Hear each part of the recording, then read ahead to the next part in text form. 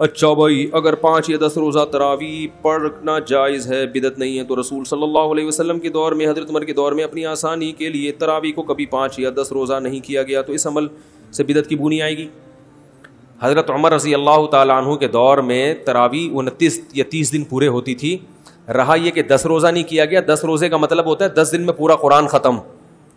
تو حضرت عمر رضی اللہ تعالیٰ عنہ کے دور میں جو تراویح ہوتی تھی وہ بہت لمبی ہوتی تھی،